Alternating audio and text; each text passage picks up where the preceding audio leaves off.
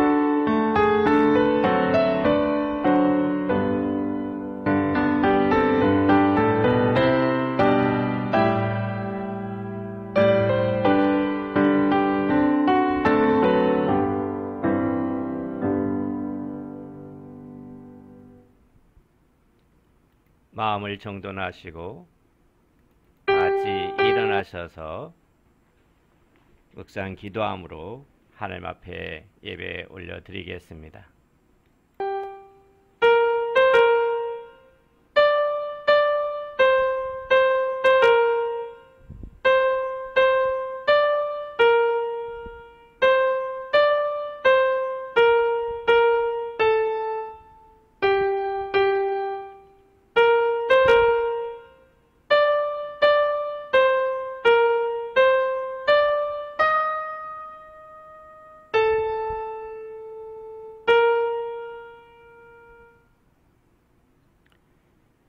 나의 영혼이 잠잠히 하나님만 바라며 나의 구원이 그에게서 나오는도다. 오직 그만이 나의 반석이시요 나의 구원이시요 나의 요새이시니 내가 크게 흔들리지 아니하리로다. 아멘.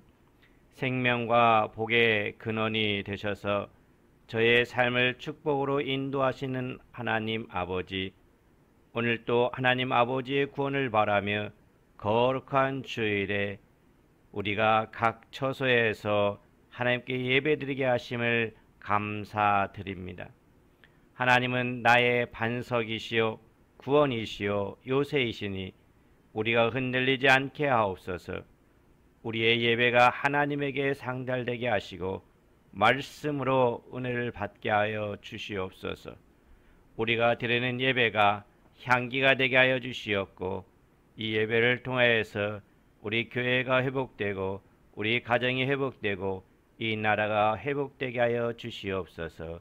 감사하며 우리 주 예수 그리스도 이름으로 기도하였습니다. 아멘.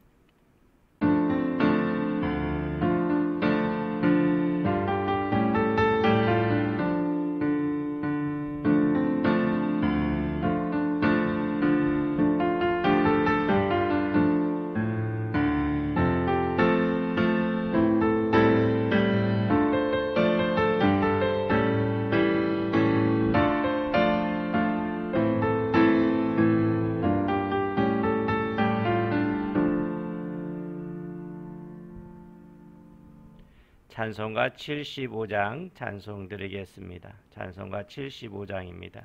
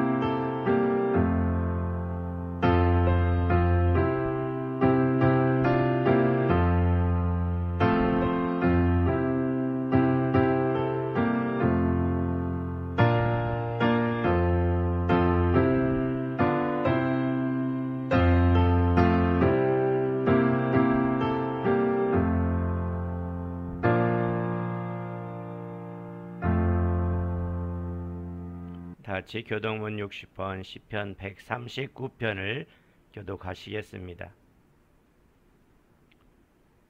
여호와여 주께서 나를 살펴보셨으므로 나를 아시나이다.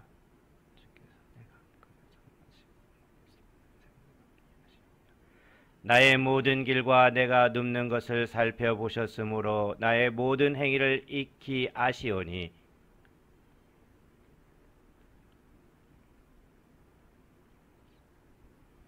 내가 주의 영을 떠나 어디로 가며 주의 앞에서 어디로 피하리이까?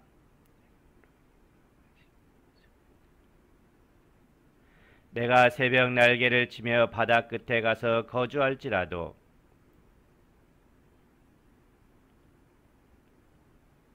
하나님이여 나를 살피사 내 마음을 아시며 나를 시험하사 내 뜻을 아옵소서. 내게 아멘. 사도신경으로 신앙을 고백하시겠습니다. 나는 전능하신 아버지 하나님 천지의 창조주를 믿습니다. 나는 그의 유일하신 아들 우리 주 예수 그리스도를 믿습니다. 그는 성령으로 잉태되어 동정녀 마리아에게서 나시고 본디오 빌라도에게 고난을 받아 십자가에 못 박혀 죽으시고 장사된 지 사흘 만에 죽은 자 가운데서 다시 살아나셨으며 하늘에 오르시어 전능하신 아버지 하나님 우편에 앉아 계시다가 거기로부터 살아있는 자와 죽은 자를 심판하러 오십니다.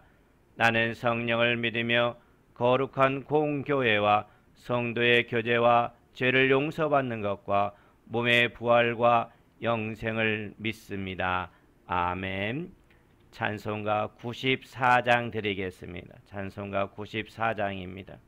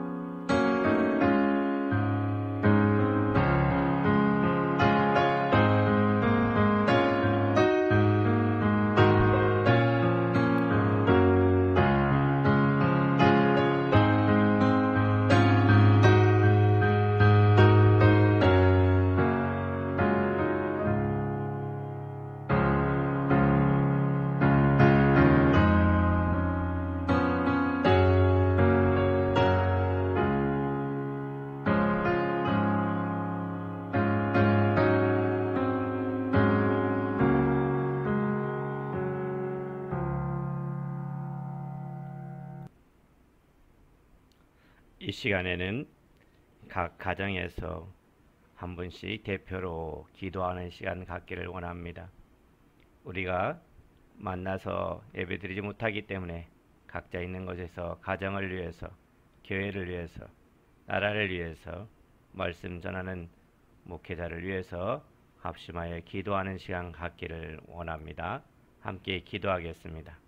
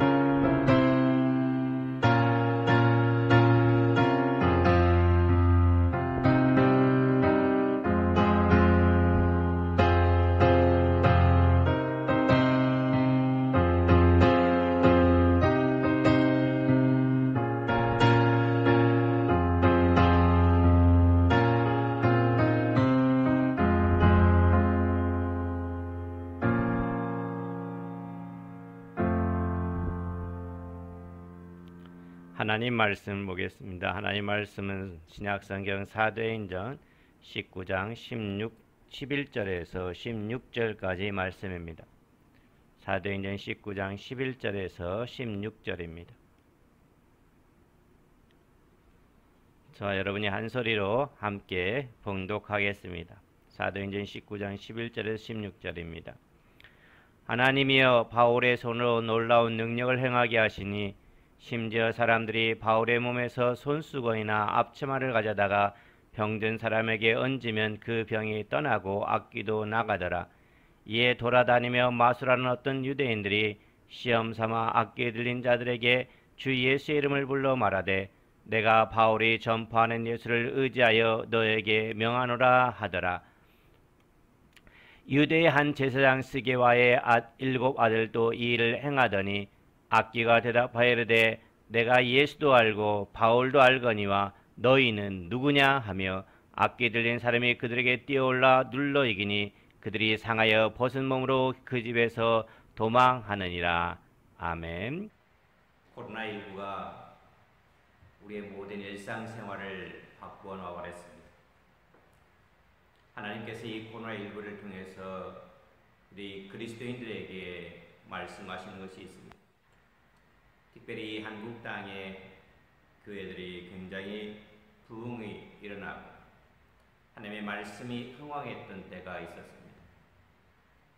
그러나 지금은 우리들의 모습을 바라볼 때 그 옛날 모습을 다시 한번 회복시키는 것이 너무나도 필요합니다.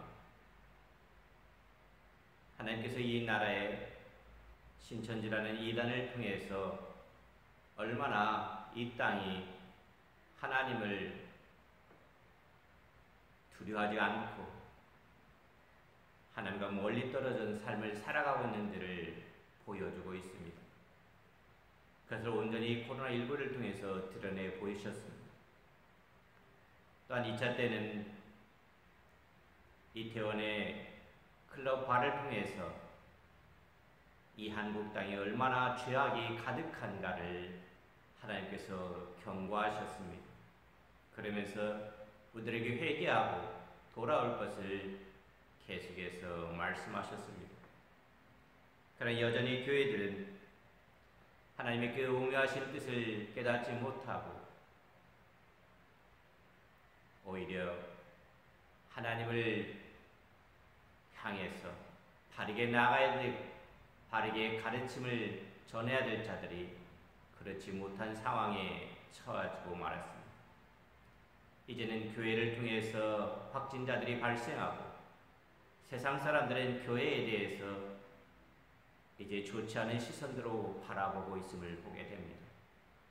이럴 때일수록 우리 그리스도인들은 정말 하나님 앞에 다시 한번 무릎 꿇고 회개할 수 있기를 바랍니다. 역대하 7장 14절에 보니까 내 이름으로 일컫는 내 백성들을 내게 오게 하라고 했습니다. 그들이 죄를 알고 스스로 낮아져서 기도하면서 하나님의 얼굴을 구할 때 하나님께서 그것을 듣고 그들의 죄악을 사하시고 그 땅을 고치시리라라고 말하고 있습니다. 오늘 우리들이 드리는 예배 가운데서 성령님의 임재함으로 말미암아 회개의 역사가 일어날 수 있기를 바랍니다. 세상 사람들은 우리를 향해서 너는 누구냐? 라고 묻고 있습니다. 귀신들도 예수님을 알고 하나님을 알고 있던데 너는 하나님을 제대로 알고 있느냐 물어보고 있습니다. 오늘 이 말씀을 들으면서 우리들이 주님 앞에 다시 한번 낮아지고 겸손하게 회개하며 주님 앞에 설 수 있는 이 시간이 될 수 있기를 바랍니다. 오늘 본 사도행전 19장은 사도 바울의 에베소에서 교회를 개척하고 하나님의 말씀을 가르치면서 또한 여러 가지 이적과 기사를 일으킨 사역을 소개하고 있는 곳입니다. 바울은 에베소에서 사역을 하는 동안 성령의 충만함을 힘입어 아주 중요한 세 가지 사역을 행했습니다. 제일 먼저 바울은 주의 제자들과 함께 회당에 들어가 담대하게 하나님 나라에 대해서 강론하며 복음을 전했다라고 말하고 있습니다. 특별히 두라노 사원을 세워서 그곳에서 제자들을 하나님의 말씀으로 집중적으로 양육하고 있음을 가르쳐주고 있습니다. 말씀 사역, 이것이 바울의 에베소에서 가장 중요한 첫 번째 사역이었습니다. 그리고 이렇게 성령의 능력에 사로잡혀서 능력 있는 하나님의 말씀으로 무장한 바울에게는 여러 가지 놀라운 은사들이 나타나게 되는데 그것이 바로 치유의 능력이었습니다. 바울의 치유의 능력이 얼마나 놀라웠는지 오늘 본문 기록하기를 11절에 보니까 하나님은 바울의 손으로 놀라운 능력을 행하게 하시니라고 말하고 있습니다. 놀라운 능력, 희한한 능력을 행하겠다. 또 12절에서는 심지어 사람들이 바울의 몸에서 손수건이나 앞치마를 가져다가 병든 사람에게 던지면 그 병이 떠나갔다라고 기록하고 있습니다. 정말로 그를 통해서 나타나는 하나님의 능력은 너무나 희한한, 너무나 놀라운 능력이었습니다. 바울이 쓰던 손수건을 환자에게 갖다 대어도 병이 낫고 그가 천막을 만들어 내 있던 그 앞치마를 갖다 대어도 병이 떠나갔습니다.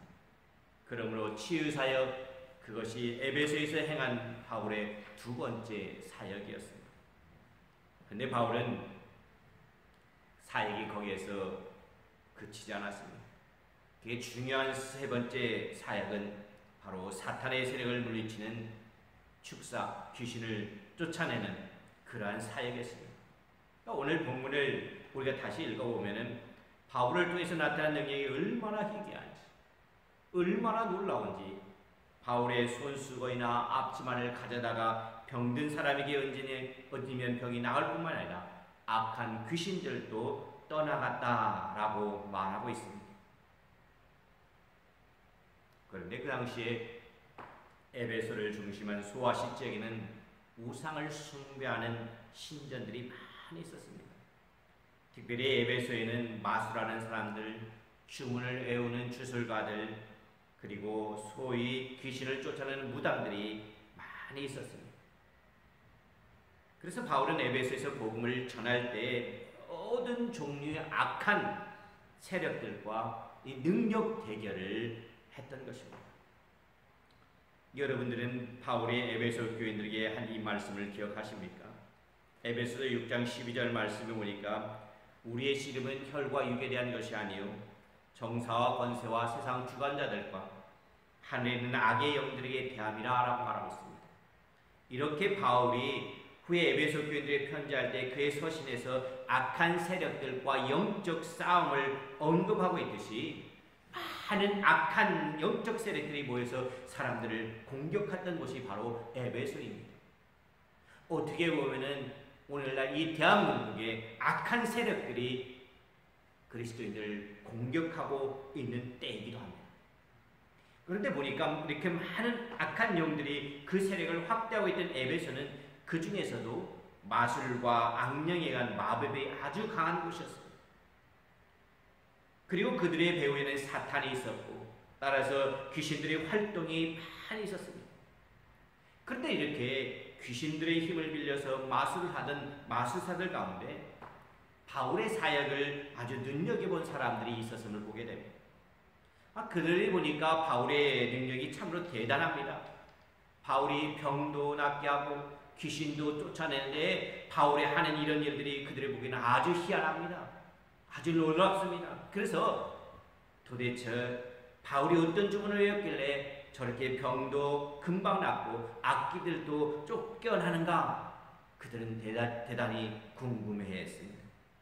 그래서 그들은 바울의 사역을 열심히 살펴보았습니다. 그리고 나서 그들이 생각하기를 그렇구나. 나사렛 예수의 이름으로 명하노니 귀신아 나가라 고 외치는 이 바울의 주문에 악귀들이 도망간다고 결론을 내렸습니다. 그래서 그들 가운데는 일단의 유대의 마술사들이 바울의 흉내를 내기 시작합니다. 13절 말씀을 보시기를 바랍니다. 이에 돌아다니며 마술하는 어떤 유대인들이라고 말하고 있습니다. 시험적으로 악귀 들린 자들에게 주 예수의 이름을 불러 말하되 주 예수 이름을 말하되 내가 바울의 전파하는 예수를 빙자해 너를 명하노라 하더라. 그러니까 그 마술사들은 귀신 들린 사람들에게 바울의 흉내를 내면서 시험을 해본 것입니다. 그런데 그들 가운데 누가 있었냐면 스게와라는 유대 제사장의 7 아들들이 있었다는 것입니다. 한 번은 이들도 다른 마술사들의 흉내를 내면서 귀신에게 나갈 것을 명하는데 이게 웬일입니까? 귀신이 쫓겨나야 되는데 나가지 않습니다. 귀신이 나가기는커녕 오히려 이렇게 대꾸를 합니다. 15절입니다. 악귀가 대답하여 이르되 내가 예수도 알고 바울도 알거니와 너희는 누구냐?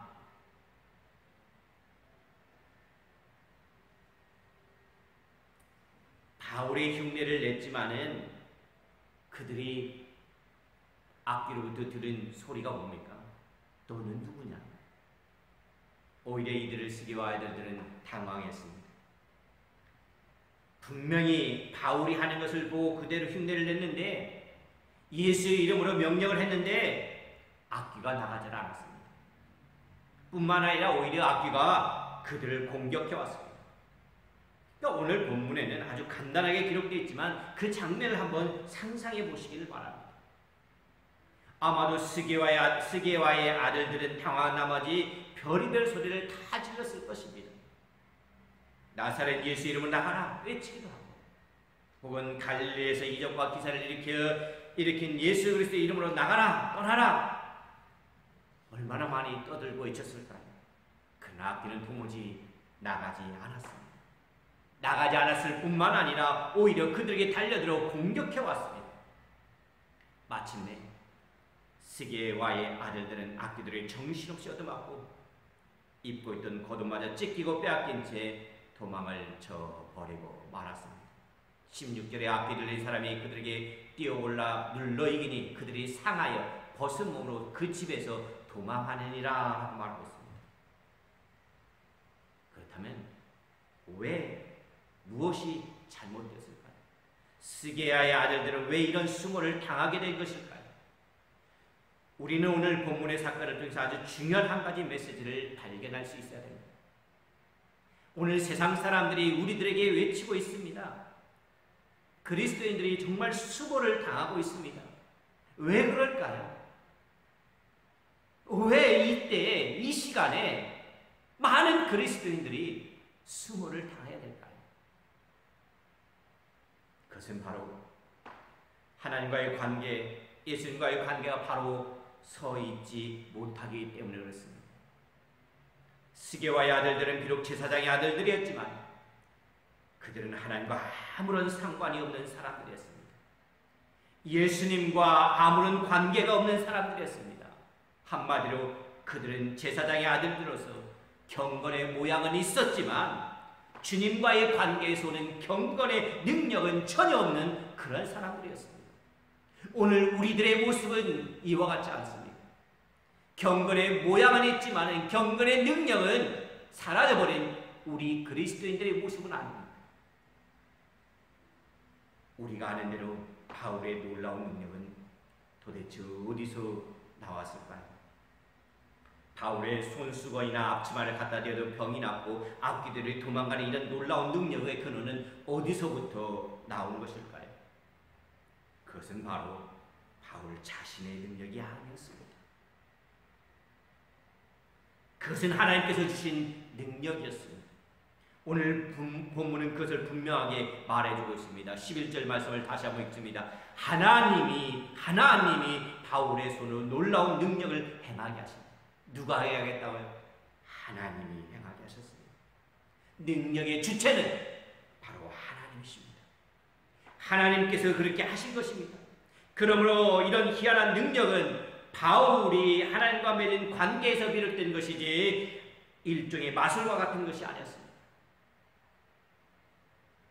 여러분, 이렇게 신앙은 우리를 위하여 고난당하시고 십자가에서 달려 죽으시고 사흘 만에 부활하신 그리스도와의 관계 속에 들어가는 것이며 바로 그 관계 속에서 놀라운 희한한 능력이 나오는 것입니다.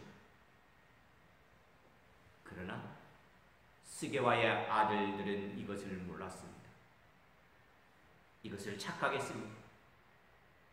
그들이 바울과 같은 놀라운 능력을 행하려면 무엇보다 먼저 그들은 하나님과의 관계, 주님과의 관계에 들어서야 합니다. 그러나 그들은 주님과의 관계는 아랑곳 없이 그저 예수님의 이름만을 주설적으로 외면 되는 줄로 생각했습니다. 한마디로 그들은 예수님과 아무런 상관이 없는 사람들이었습니다. 그러기에 악귀들에게 그런 수모를 당하는 것입니다. 오늘 우리들이 하나님께 예배하는 자들이라고 하면서도 세상 사람들에게 수모를 당하는 이유가 바로 여기에 있는 것입니다. 악귀들이 우리에게 소리칩니다. 너희는 누구냐라고 물어봅니다. 이때 우리는 적어도 다른 것은 다 몰라도 예수님은 나의 주님이십니다. 예수님은 나를 위하여 십자가의 목숨까지 내어놓으신 나의 주님이십니다. 그리고 바울은 그 예수님의 자녀요 우리는 그의 동역자입니다라고 고백하고 대답할 수 있는 저와 여러분이 될 수 있기를 바랍니다. 스게와의 아들들은 그렇게 대답하지 못했습니다. 그들은 예수님과도 바울과도 아무런 관계가 없는 자들이었습니다. 그들은 지금 자신들이 부르고 있는 예수님이 누구이신지 전혀 모르고 있었다는 것입니다. 예수님께서 바울을 붙단 제자들에게 임하신 능력에 대해서도 전혀 알지 못했습니다. 그러면서도 그들은 단지 주술적으로 예수님과 바울의 이름을 인용하고 있습니다. 본문 13절에서 마술하는 유대인들이 악귀 들린 자에게 말하되 내가 바울이 전파하는 예수의 이름을 의지하여 너에게 명하노라 라고 말하고 있습니다. 참 보십시오. 우리말 성경에는 이 명하노라 라고 말하고 있지만은 이게 이제 헬라어로 보니까 호르키조라는 말로 나오고 있습니다. 이 호르키조라는 말은 부탁한다, 애원한다 라는 말입니다. 그러니까 이 동사가 보면은 우리말에는 명하노라 이렇게 명령형처럼 되어 있지만은 사실은 명령형이 아닙니다. 단순 현재 직설법이라고 합니다. 그러니까 다시 말해서 내가 애원한다, 내가 부탁한다라는 말입니다. 그러니까 스게와의 7 아들들이 뭐합니까? 내가 부탁한다, 명하는 것이 아니라 부탁한다라는 말입니다. 그러므로 이는 악한 귀신을 쫓아내기 위한 단한 명령이 아니라 야, 내가 예수의 이름으로 부탁하는데 좀 나가줄래? 일종의 타협인 것입니다. 애원이었습니다. 그들은 예수님과 아무런 상관도 없이 단지 예수의 이름으로 이교적인 직기 관습을 따라서 주스를 외우듯 인용하고 있을 뿐이었습니다. 오늘 우리들의 모습이 형식적인 모습은 아닌지 되돌아보기를 바랍니다. 하나님께 예배하는 자가 하나님과의 관계가 바르지 못한 가운데에서 예배하고 있다면 우리 다시 한번 생각해 볼 수 있기를 바랍니다. 세상 사람들은 그러잖아요. 야, 나도 예수 알아. 나도 바울도 알아. 근데 너 누구야? 라고 묻고 있습니다. 이 질문에 아무런 대답도 할 수가 없었던 말입니다. 악기들은 그들이 예수님과의 아무런 관계도 없고 바울과도 아무런 관계없는 그런 자들이라는 것을 누구보다도 잘 알고 있습니다. 그러기에 오히려 그들은 그런 사람들을 공격하고 있는 것입니다. 오늘 우리 한길교회 성도들은 바로 그런 공격의 대상이 되지 않기를 바랍니다. 참 안타까운 것은 인류 역사를 통하여 사람들은 끊임없이 예수님의 정체성에 대해서, 예수님의 하나님 되심에 대해서 믿지를 못하고 의심을 놓았습니다. 그런데 아이러니컬하게도 오히려 귀신들은 예수님의 정체성에 대해서 그 어떤 의심도 가지지 않았다는 것입니다. 귀신들과 악한 영들은 오히려 예수님이 하나님의 거룩한 분이라는 것을 알고 있었고 그분 앞에 두려워 떨었습니다. 우리가 복음서를 쭉 읽어보면 되면 오히려 귀신들은 예수님이 누구신지를 분명히 알고 고백하고 있는 장면들을 우리가 발견할 수가 있습니다. 예를 들어서 누가복음 4장 31절에 37절에 보면 예수님께서 갈릴리 가버나움에서 사역을 하실 때 한 더러운 귀신 예수님을 보고는 뭐라고 합니까? 나사렛 예수여, 우리가 당신과 무슨 상관이 있나이까? 우리를 멸하러 왔나이까? 나는 당신이 누구인 줄 아노니 하나님의 거룩한 자니이다. 이렇게 소리를 지른 것을 볼 수가 있습니다. 귀신들은 예수님을 보자마자 그분이 누구인 줄 알았다는 것입니다. 또한 마가복음 5장 1절에서 2절에 보면은 군대 귀신 들어 고생을 하던 사람을 고쳐주시는 예수님의 모습을 볼 수 있게 됩니다. 거기에도 귀신은 예수님을 보고는 지극히 높으신 하나님의 아들 예수여, 나와 당신이 무슨 상관이 있나이까? 원하건대 나를 괴롭히지 마옵소서라고 애원하는 것을 볼 수가 있습니다. 이렇게 귀신들은 하나같이 다 예수님이 누구신지 알고 있습니다. 그리고 그분 앞에서 믿고 떨고 있음을 보게 됩니다. 그래서 야고보서 2장 19절에 이렇게 말합니다. 내가 하나님은 한 분인 줄 믿느냐? 잘 아는도다. 귀신들도 믿고 떠느니라. 오늘 본문 15절에도 악귀가 뭐라고 합니까? 내가 예수도 알고 바울도 알거니와 라고 말합니다. 예수도 알고 바울도 안다고 말합니다. 우리 성경이 모든 이 안다는 말을 안다고 번역했지만 여기서 악귀가 예수님을 안다고 한 단어는 뭡니까? 기노스코라고 합니다. 기노스코라면 아주 속속히 알다라는 뜻입니다. 그러니까 예수님의 정체에 대해서 정확하게 알고 있다는 것입니다. 그리고 바울을 안다고 말할 때 단어는 에피스타마이라고 합니다. 이 에피스타마이라고 하는 것은 이 안면이 있다는 거죠. 속속히 아는 것이 아니라 그냥 얼굴 몇 번 보고 그 사람이 누구라는 거 알고 있다는 거죠. 그러니까 이 바울이라는 사람이 누구인지를 몇 번 보고 안다는 말입니다. 그러므로 귀신들과 악한 영들은 예수님이 누구인지 정확하게 알고 있습니다. 그런데 이렇게 귀신들과 악한 영들은 예수님의 정체에 대해서 그 어떤 의심도 가지지 않는데 오히려 사람들은 계속해서 예수님이 누구신지에 대해서 의심하고 믿지를 않고 있습니다. 오늘 본문의 스게와의 아들들은 내가 예수도 확실히 알고 바울도 안면이 있어 하는데 그런데 너희는 누구냐라고 도전하는 이 악귀의 질문에 대답하지 못하고 있다는 현실입니다. 그들은 자신들이 주술처럼 인용하고 있는 예수님이 어떤 분이신지 전혀 모르고 있기 때문에 그렇습니다. 우리들이 주술처럼 외우는 모든 것들이, 형식적으로 행해지는 모든 것들이 예수님을 분명히 알지 못한다면 아무 소용이 없다는 것입니다. 그들은 귀신들조차 다 알고 있는, 귀신들조차 믿고 떠는 예수님을 알지 못하였습니다. 예수님과 아무런 관계도 없었습니다. 하나님의 거룩한 제사장의 아들들이었는데도 말입니다. 내가 이 시간에 여러분이 교회에 다닌 지, 예수님을 믿고 살아온 지 수십 년이 되었다 할지라도 지금 예수님과의 관계가 바르게 서 있는지 점검해 볼 수 있기를 바랍니다. 그렇지 못한다면 이 시간에 다시 한번 회개하고 주님 앞에 바로 설 수 있는 여러분이 되시기를 바랍니다. 이제 우리는 어떻게 해야 되겠습니까? 오늘 저와 여러분은 예수님과 어떤 관계가 있습니까? 혹시 오늘 우리의 모습이 이 스게와의 아들들과 같은 모습은 아닙니까? 겉으로는 제사장의 아들들이요, 그래서 하나님을 알고 아는 것 같고 예수님과 관계가 있는 사람들인 것처럼 보이지만, 교회에 다니는 교인처럼 보이지만, 혹은 우리의 속사람을 오히려 주님과 별로 상관이 없는 것은 아니냐 하는 말입니다.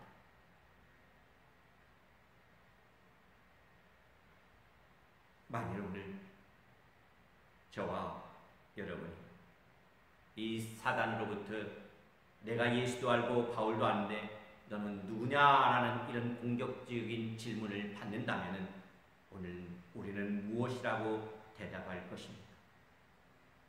우리는 내가 누구인지 분명하게 대답할 수 있겠습니까? 코로나19를 통해 세상 사람들은 우리에게 묻고 있습니다. 너희가 그리스도입니까? 너가 누구냐? 사랑하는 여러분, 우리로 하여금 바로 이 질문에 분명하게 대답할 수 있도록 돕기 위해서 우리 주님이 이 땅에 오셨습니다. 그리고 우리가 누구인지 분명하게 가르쳐 주시기 위해서 예수님께서 2000년 전 십자가의 길, 예루살렘의 길로 들어가셨습니다.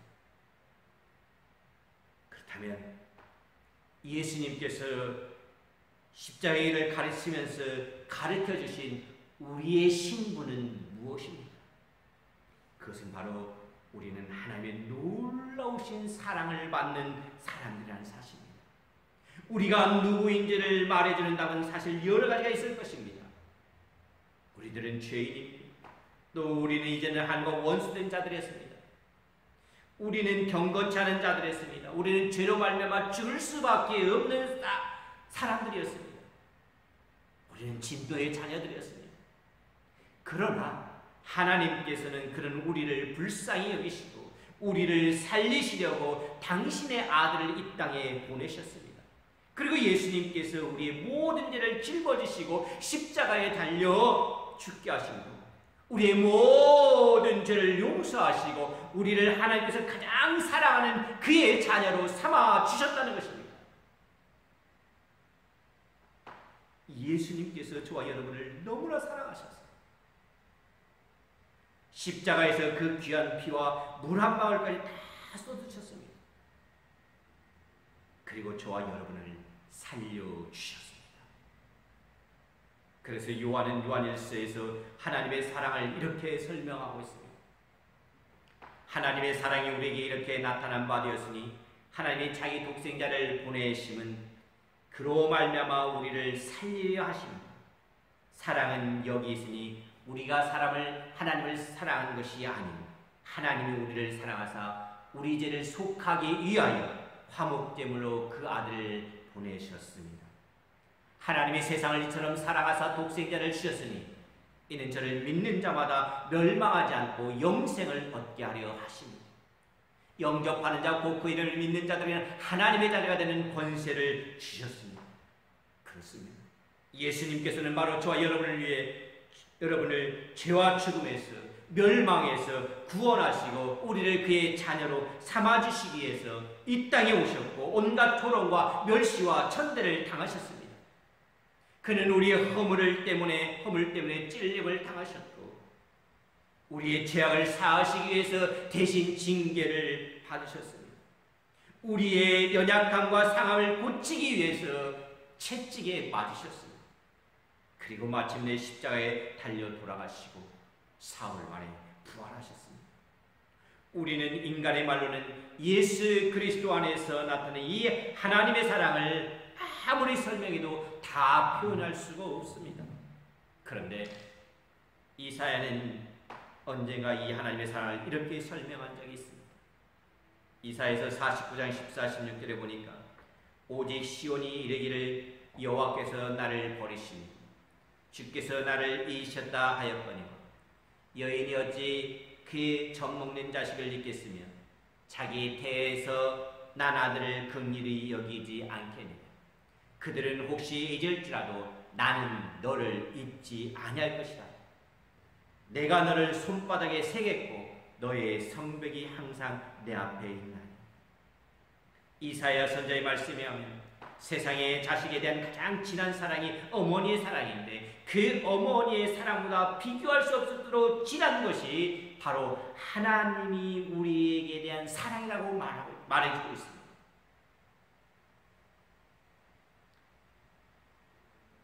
요즘의 세상의 부모들 어떻습니까? 자기 자녀들일지라도 때로는 그 자식들을 버릴 때가 있습니다. 하나님께서는 저와 여러분을 결탄코 버리지 않으시는 하나님이십니다. 그러기에 주님께서는 저와 여러분을 구원하시기 위해서 이 세상에 오셨고 그리고 십자가의 물과 피를 아낌없이 다 쏟으셨어요. 그리고 우리의 모든 죄의 값을 대신 치러주셨습니다. 내가 달려야 할 십자가에 그가 대신 달리셨습니다. 내가 찔려야 할 창에 그가 대신 찔리셨습니다. 내가 맞아야 할 채찍을 그가 대신 맞아주셨습니다.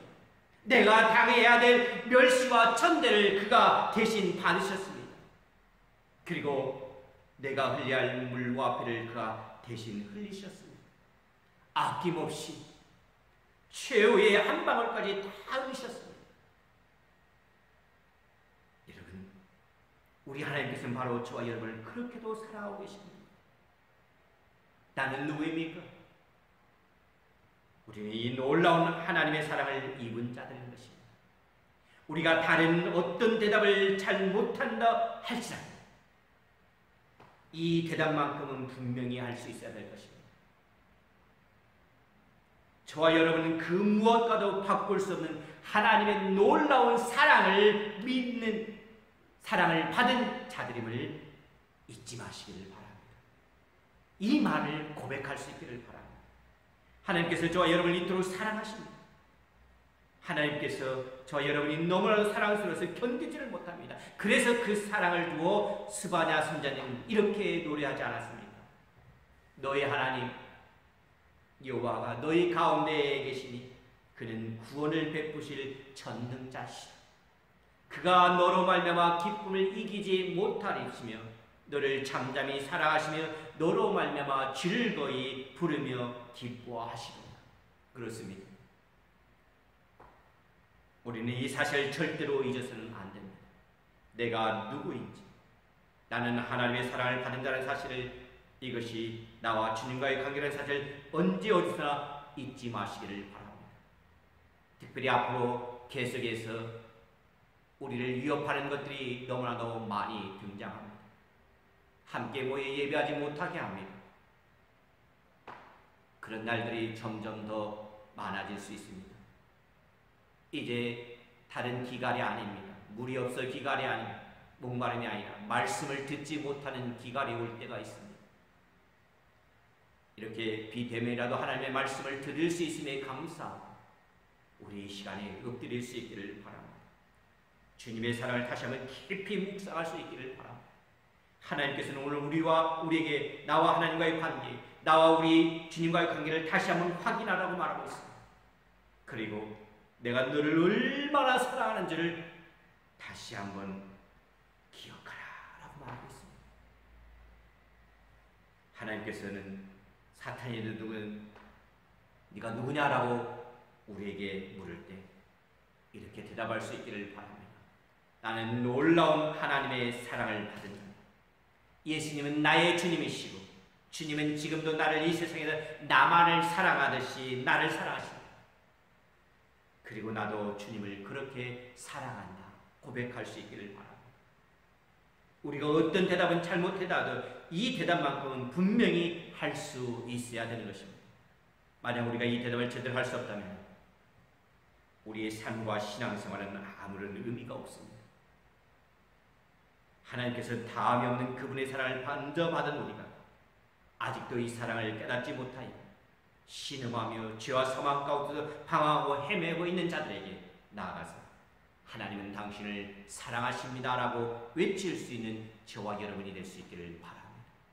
다른 사람을 비난하고 비판하기 전에 우리 자신이 먼저 하나님과의 관계가 바로 회복되고 그러기 위해서는 겸손하게 우리를 낮추고 여호와의 얼굴을 찾고 여호와를 부를 때 여호와 하나님께서 우리의 기도를 들으시고 우리를 고치시고 우리의 죄를 용서하시고 이 땅을 회복시켜 주실 것입니다.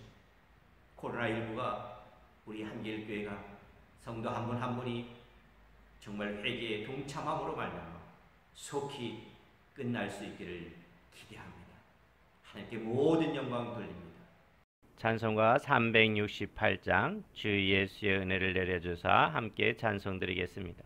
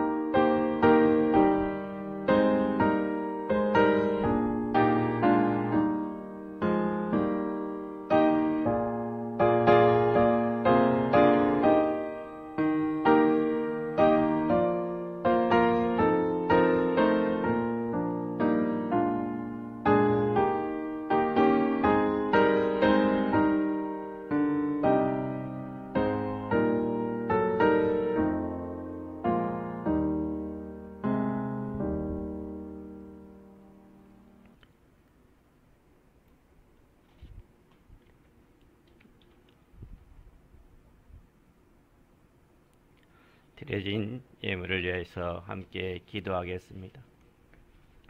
여호와 앞에 기쁘게 받으시도록 드릴지니라. 그는 번제물의 머리에 안수할지니 그를 위하여 기쁘게 받으심이 되어 그를 위하여 속죄가 될 것이니라.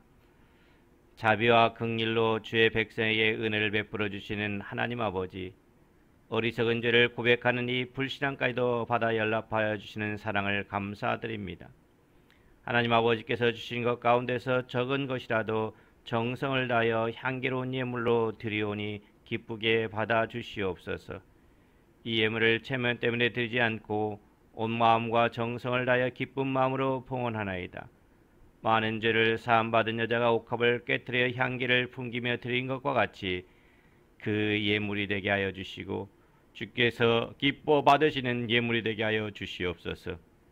우리가 참으로 온라인으로 헌금하며 또한 모아 함께 대면할 때 드리는 이 예물들을 아버지 받아 주시옵고 땀 흘려 모은 돈이지만 눈물로 섞어서 드리는 예물이 되어 하나님께 상달되어 칭찬을 받는 예물이 되도록 역사하여 주시옵소서. 어려운 형편이지만 하나님의 약속을 따라 아름답게 드리는 손길마다 주님의 손을 펼쳐 주시옵소서. 아버지 하나님이여 많은 고통과 어려움 속에서도 하나님 것을 구별하여 드리는 손길마다 복되게 하여 주시옵고 하나님의 놀라운 사랑과 은혜가 풍성하게 베풀어 주시옵소서. 감사와 찬양을 아버지께 돌려드리며 우리 주 예수 그리스도 이름으로 기도드렸사옵나이다. 아멘. 교회 소식 알려드립니다. 서로 가족들끼리 인사하시기를 바랍니다. 예배의 승자가 되게 하심에 감사합니다 하며 인사 나누시길 바랍니다. 우리가 계속해서 정부의 종교 집합 금지 명령으로 2주 동안 주일 예배와 수요 예배는 온라인으로 드리고 있습니다. 여러분들이 기억하시고 온라인으로 예배 드릴 때, 유튜브로 예배 드릴 때 적극적으로 참여할 수 있기를 바랍니다. 하나님을 따라 묵상집이 매일 주님과 동행하는 성도님 되시기를 바랍니다. 하나님의 뜻을 따라 묵상집은 교회 홈페이지에 게시되어 있습니다. 교족부를 정리하고 있습니다. 주소, 전화번호 변경자는 사무실로 꼭 알려주시기를 바랍니다.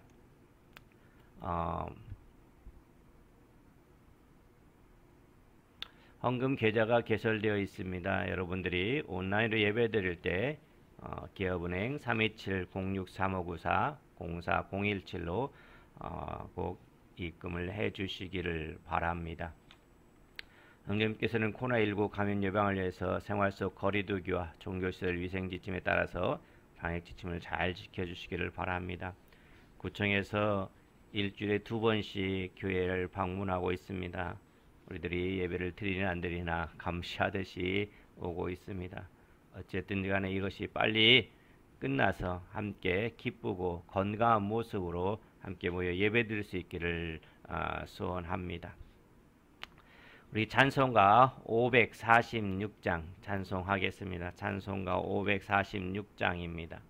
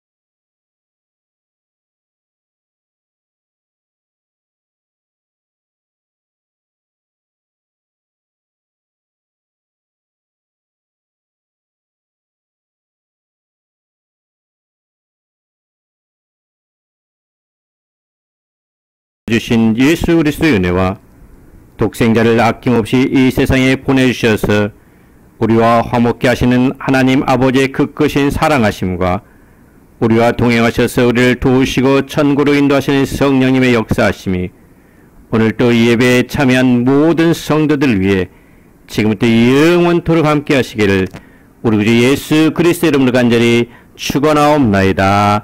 아멘.